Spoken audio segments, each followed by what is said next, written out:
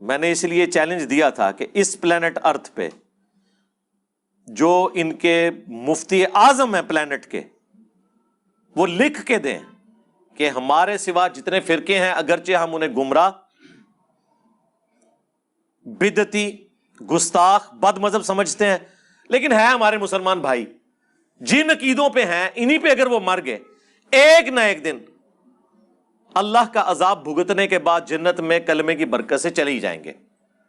تو آپ کو کوئی بریلوی بڑا عالم یہ لکھ کے دیوبندی اہل حدیث شیعہ کے بارے میں نہیں دے گا، کوئی دیوبندی بریلوی اہل حدیث کے بارے میں نہیں دے گا، کوئی اہل حدیث بریلوی دیوبندی شیعہ کے بارے میں نہیں دے گا۔ ہاں، ایکٹنگ کرنے کے لیے، جس طرح ایک وہ گلے پھاڑنے والے مولوی نے کہا تھا کہ جا تیری اس بات کا بھی جواب میں نے دیا کہ کوئی بریلوی ہو، کوئی دیوبندی ہو، کوئی اہل حدیث ہو، اگر اللہ کے ساتھ شرک نہ کرتا ہو۔ ہم دیوبندیوں کو بھی مسلمان سمجھتے ہیں، بریلویوں کو بھی سمجھتے ہیں، جا دفع ہو جا، آج کے بعد اب دین کی بات نہ کر، جا تیرے اس چیلنج کا بھی جواب دیتا ہوں، کوئی بریلوی ہو، کوئی دیوبندی ہو، کوئی اہل حدیث ہو، اگر انہوں نے اللہ کی ذات کے ساتھ شرک نہ کیا ہوگا اپنے گناہوں کو بھگت کے جنت میں چلا جائے گا۔ ہاں تو سرکارو تواڈے بارے بھی یہی کہہ دینے کہ اگر کوئی اہل حدیث ہو اور گستاخ رسول نہ ہو تو انشاءاللہ جنت میں جائے گا۔ یہ جو اگر ہے نا، اس کے اندر جو ہے وہ قیامت مضمر ہے کہ وہ سمجھتے ہیں کہ سب کے سب اہل حدیث گستاخ رسول ہے، اور اہل حدیث سمجھتے ہیں کہ سب کے سب بریلوی مشرک ہیں، تو یہ ایک دوسرے کے جنت میں جانے کے بھی قائل نہیں ہے۔ یہ کلیئر کٹ بات ہے۔ اگلے دن فی البدی میرے دماغ میں وہ، جیسے آپ کو پتہ ہے کوئی نہ کوئی آمد ہو جاتی ہے، تو اگلے دن میرے دماغ میں یہ آمد ہوئی، میں نے اپنے پبلک سیشن میں بھی یہ بات کی کہ یہاں مدینہ شریف کے ساتھ عشق اور محبت کا لیول یہ ہے کہ لوگ کہتے ہیں کہ جی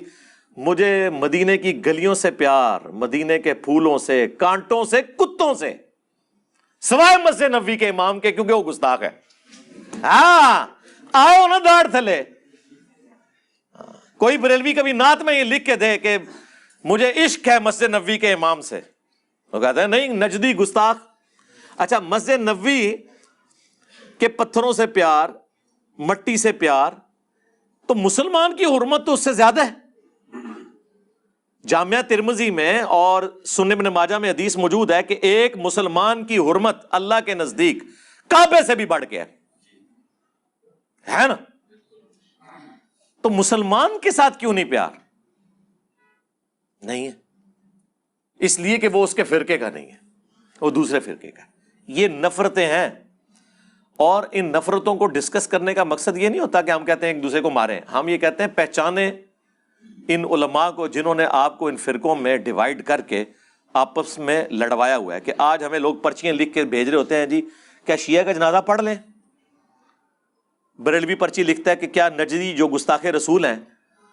ان کا جنازہ پڑھ لیں؟ ظاہر ہے جی ان کو تو یہی کچھ پڑھایا گیا نا ایک دوسرے کے بارے میں۔ ٹھیک ہے، مس ہینڈلنگ بھی ہوئی ہیں، لیکن ایک عام آدمی جب مر جاتا ہے اس کا کیا لینا دینا المہند کے ساتھ، اس کا کیا لینا دینا حسام الحرمین کے ساتھ،